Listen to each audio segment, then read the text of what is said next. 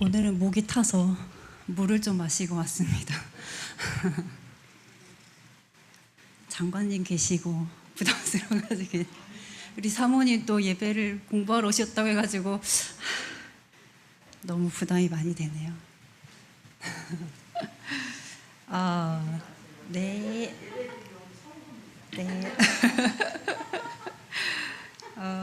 오늘 하나님의 임재가 머무는 곳이라는 제목으로 함께 말씀을 보도록 하겠습니다. 광야에 세워진 성막 밖에서 우리가 볼 수 있는 것은 기껏해야 주 예수 그리스도의 완전한 인성을 말해주는 하얀 세마포 울타리와 또 해달의 가죽으로 만들어진 거무스름하고 회색빛을 띤 덮개로 가려진 참으로 볼품없는 지붕뿐이었습니다. 다 기억하고 계시죠? 이것은 중생하지 못한 사람들이 그리스도 밖에서 볼 수 있는 전부였죠. 중생하지 못한 사람은 그리스도를 흰 세마포같이 선하고 도덕적이며 또 완전한 사람으로 보지만 그 이상으로는 절대로 깨닫지 못합니다. 그러나 우리가 믿음으로 성막 문 안으로 들어가게 되면 우리는 가장 먼저 제단과 마주하게 되죠. 그리고 그 위에 죽임당해서 피를 흘리고 있는 희생 제물이 있는 것을 보게 됩니다. 그것이 바로 십자가예요. 거기에서 우리는 구원을 경험합니다. 번제물을 드리는 제단에서 갈보리 십자가에서 죽으신 그리스도를 만나고 나면 그 다음으로 하나님의 말씀으로 정결하게 되고 또 구별시키는 어디에 이르게 되지요? 번제단 다음에 물두멍, 물두멍에 이르게 됩니다. 자, 이제 그리스도의 보혈로 구원을 받고 또 살아계신 하나님의 말씀으로 구별된 우리는 성소에 들어가서 다른 성도들과 함께 교제할 수 있도록 준비된 것입니다. 자, 이제 이 성소에서 우리는 예배를 드리려고 함께 모여있는 제사장들을 보게 돼요. 그 제사장들은 하나님의 말씀을 먹고 빛 되신 그리스도를 증거하며 또한 그리스도의 이름으로 향부를 피우기 위해서 모여있는 하나님의 성도들, 바로 우리들을 나타내는 것이죠.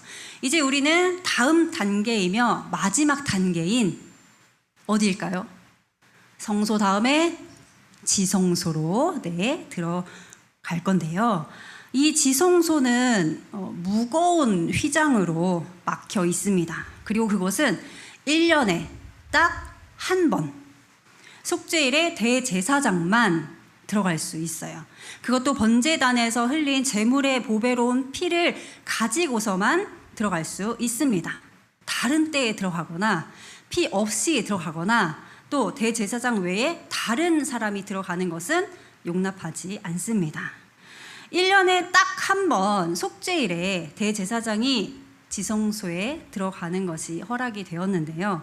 그런데 그것은 해마다 반복되어야 했는데 이것으로는 속죄가 완전히 이루어질 수도 완전히 마칠 수도 없었기 때문입니다. 휘장은 여전히 성소와 지성소 사이를 가로막고 있어요. 그리스도의 희생 없이는 절대 죄를 최종적으로 해결할 수 없기 때문입니다. 하나님께로 나아가는 길을 막고 있는 그 휘장은 그리스도의 몸입니다. 히브리서 저자는 지금은 우리가 거기에 들어갈 수 있다고 말해요. 오늘 읽은 말씀 히브리서 10장 20절에 그 길은 우리를 위하여 휘장 가운데로 열어놓으신 새로운 살 길이요 휘장은 곧 그의 육체니라. 여기서 우리는 성소와 지성소 사이에 걸려있는 휘장에 대한 신약적인 해석을 보게 되는데요. 그 휘장은 예수 그리스도의 완전하고 무죄하며 거룩한 인성을 의미합니다. 주님께서는 모든 일에 완전하셨어요. 하나님의 율법을 하나도 빠짐없이 세밀한 부분까지 준수하셨죠. 하나님께서는 자신이 계시는 곳에 아무도 들어오지 못하게 하셨는데 그분은 거룩하시기 때문이에요. 그래서 완전하지 못한 자들을 들어오게 할 수 없었던 것입니다. 하나님은 거룩하시기 때문에 오직 죄 없는 완전한 사람만이 그분에게 접근할 수 있었던 것이죠.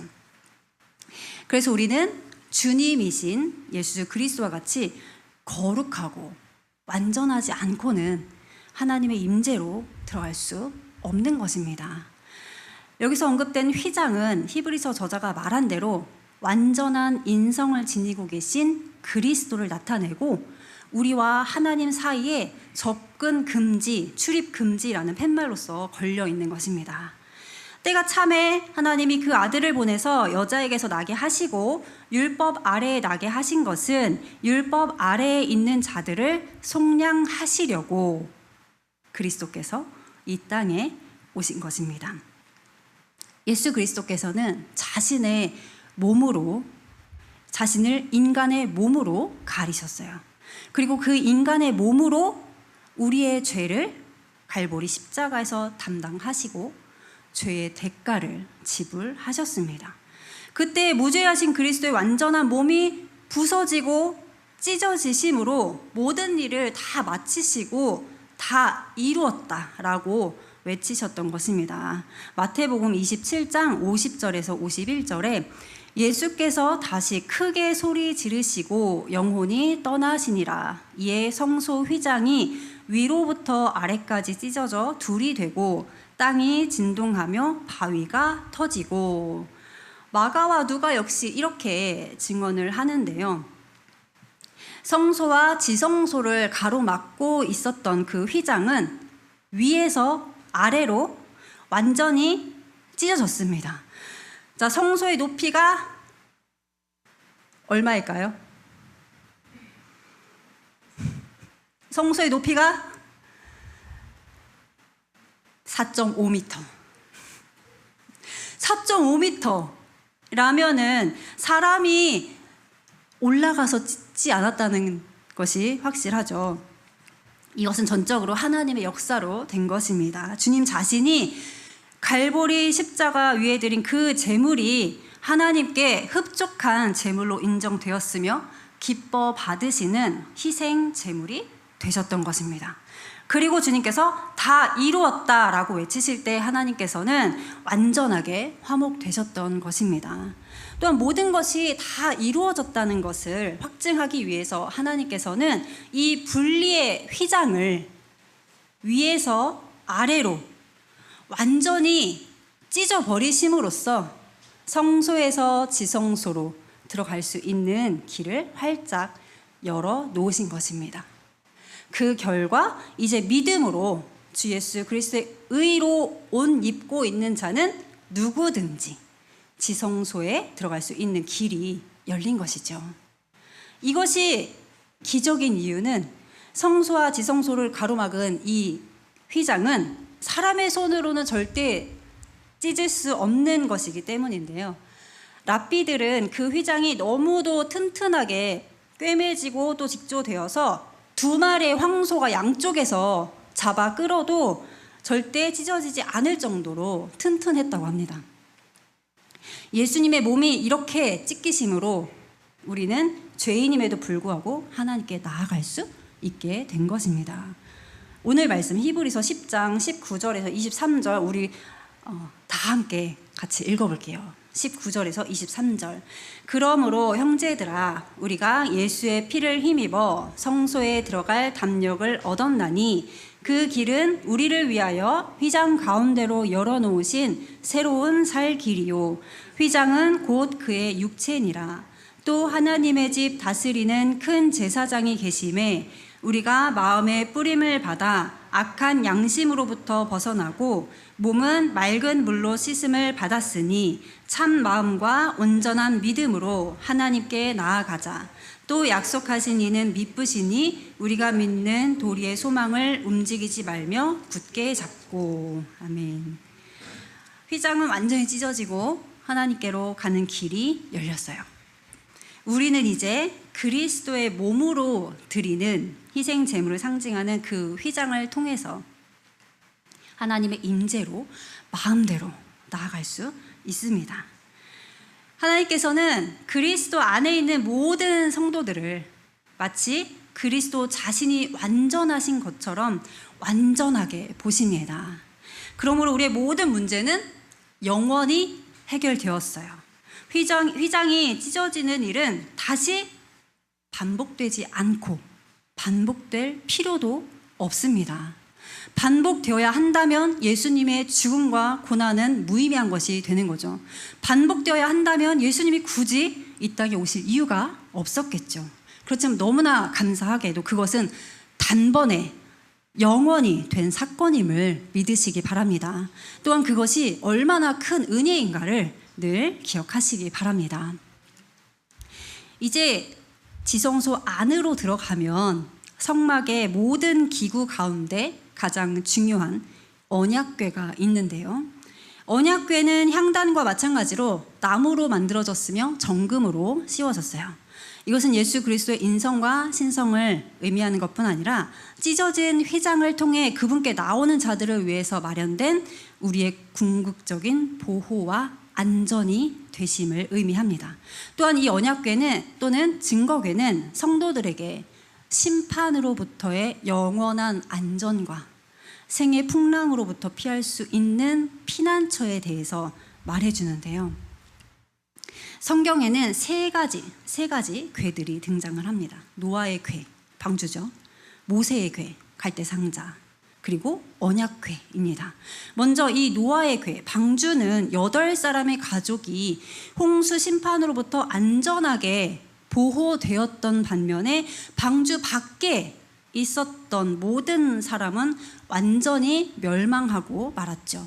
그 방주는 안팎이 모두 역청으로 칠해져 있어서 어떤 기후나 폭풍에도 거뜬히 견뎌내는 것이 보장되었어요. 어떤 폭풍이라도 이 방주 안에 있는 그들을 해칠 수 없었는데 그것은 하나님이 방주를 닫으셨고 또 하나님이 그들과 함께 계셨기 때문입니다. 두 번째 궤는 모세의 어머니 요게벳이 만든 것인데요. 모세는 자기 어머니가 만든 물이 새어 들어오지 않게 안팎을 송진과 역청을 바른 갈대 상자 속에서 안전하게 보호되었습니다.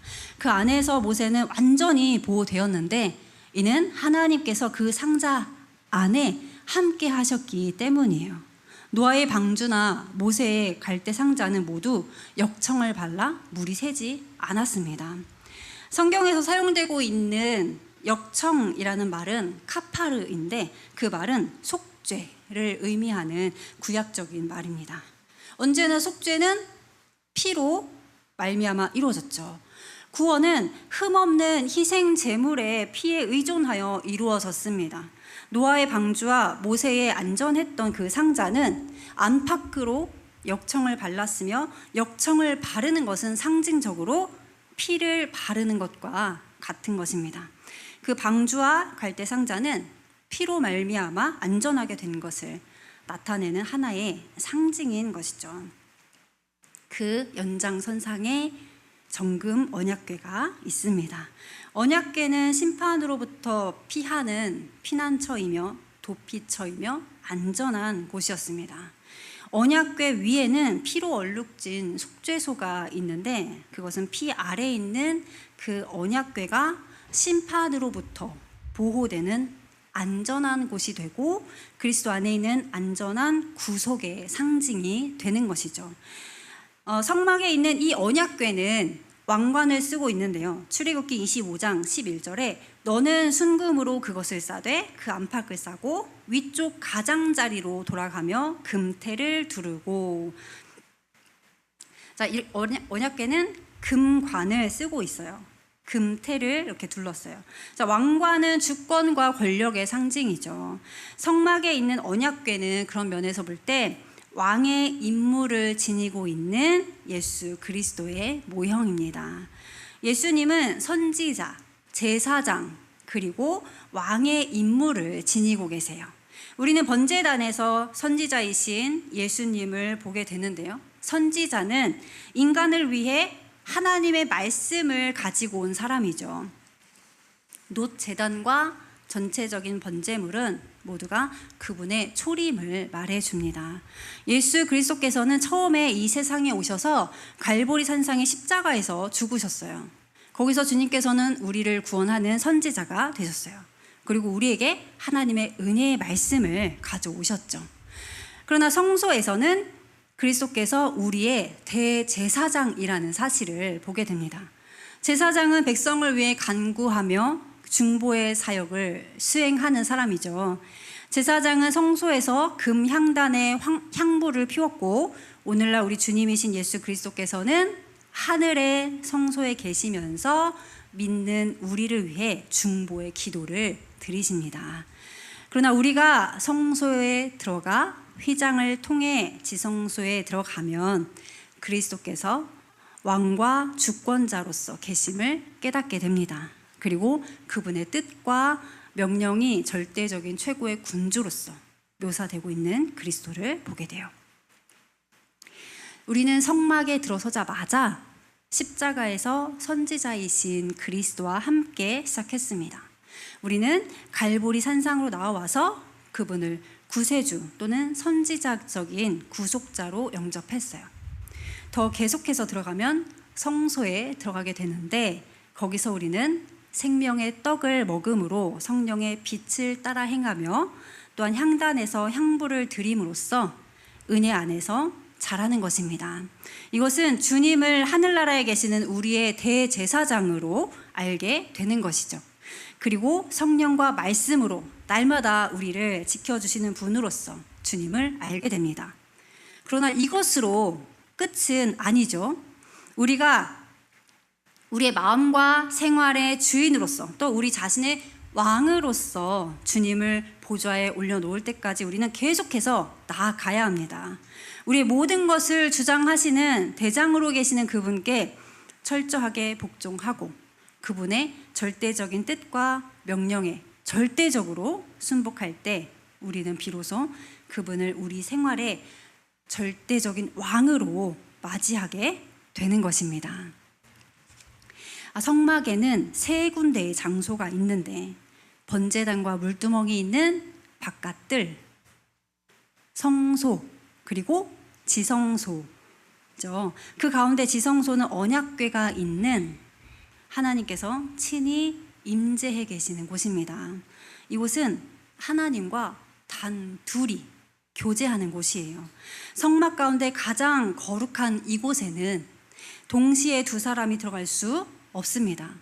거기는 오직 대제사장만이 홀로 들어가서 하나님과 단 둘이 있는 곳이에요. 성소에서는 모든 제사장이 함께 진설병 상 주위에 모여서 예배를 드리고 또 금 등잔대의 빛 가운데 있었죠. 그러나 휘장 뒤에 가장 안쪽에 자리하고 있는 지성소에는 개개인 혼자만 들어가도록 허락이 되었던 것입니다. 이곳이 최절정이며 성도들의 생활에서 이루어지는 영적인 체험과 발전과 능력의 정상 지점입니다. 대제사장이 속죄일에 하나님 앞에 나아가서 피를 하나님께 드리고 오직 그분과 함께 단둘이 지내는 그 시간은 뜰에서 몇 날 며칠을 두고 주님을 섬기며 성소에서 그분께 예배 드리는 것보다도 훨씬 중요한 시간이에요. 이제 우리는 이 성막이 세 부분으로 되어 있다는 사실을 기억해야 합니다. 이것은 성도가 세 부분으로 이루어졌음을 모형적으로 보여주는데요.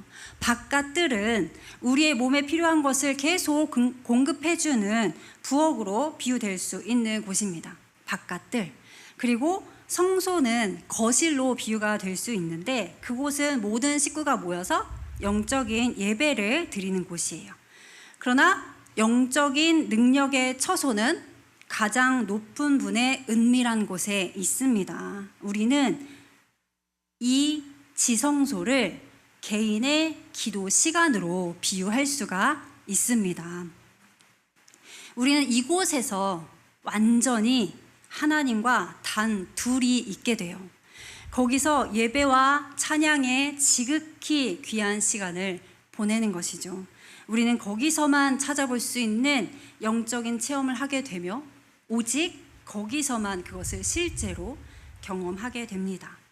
자, 그리스도인들의 가장 강력한 무기가 무엇이라고 했죠? 기도라고 했지요. 그리스도인의 가장 강력한 무기가 기도라고 지난주에 말씀을 드렸어요. 하나님과 둘이 만나는 개인의 기도 시간만큼 귀한 시간은 또 없을 것입니다. 공적 예배의 대표 기도와 같은 그런 미사 여구도 필요 없어요. 꾸밈 없이 솔직한 나의 이야기를 하면 되는 것이죠. 하나님 아버지께서는 우리가 개인적으로 하나님께 나아가는 것을 기뻐하십니다. 많은 그리스도인들은 몸을 살찌게 하며 영양소를 공급하는 부엌에서는 너무나 많은 시간을 보내고 있지만 하나님과 단 둘이 가지는 교제의 시간은 거의 같지 않습니다. 또한 너무도 많은 성도들이 거실에서 갖는 교제에 너무 바빠서 휘장 뒤에 들어가서 보내는 시간은 거의 없어요. 가정에서, 직장에서, 심지어 교회에서 여러 가지 일들을 맡아서 일하고 봉사하느라 너무 바빠서 우리는 하나님과 단 둘이 교제함으로 받게 되는 영적인 능력의 처소를 등한시하는 것입니다. 그러나 바로 거기에 능력이 존재하며 승리와 보상이 존재하는 것임을 기억하시기 바랍니다. 공적인 예배 말고, 섬김과 봉사 말고 얼마나 자주 지성소에 들어가십니까? 휘장 안에 들어가서 하나님과 단 둘이 교제함으로 하루를 시작하지 않고는 하루를 성공적으로 보낼 수 없습니다. 여기서 말하는 성공은 하나님께서 기뻐하시는 성령님께 인도함 받는 것을 말하죠. 우리가 영적인가 아닌가 하는 척도는 교회 일을 얼마나 분주하게 행하며 종교적인 활동을 얼마나 행하는가에 달려있지 않습니다. 휘장 뒤에 있는 은밀한 곳에서 우리의 가장 좋은 시간을 왕께 들여서 교제하는 것에 달려 있어요. 그래서 개인의 영적 상태는 오직 하나님만 아시는 거죠. 자, 올해도 벌써 4개월밖에 남지 않았습니다. 올 초에 계획을 세워서 열심히 진행 중인 것도 있고 또 도중에 멈춰버린 것도 있을 것인데요.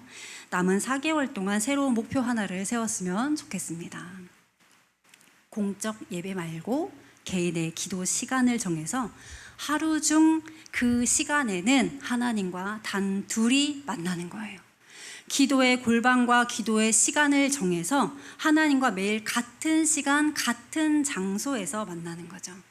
그래서 우리 아버지 되신 하나님과 더욱 친해지시길 바라겠습니다. 예수님은 자격 없는 우리를 위해서 자신의 귀한 몸을 찢으셨어요.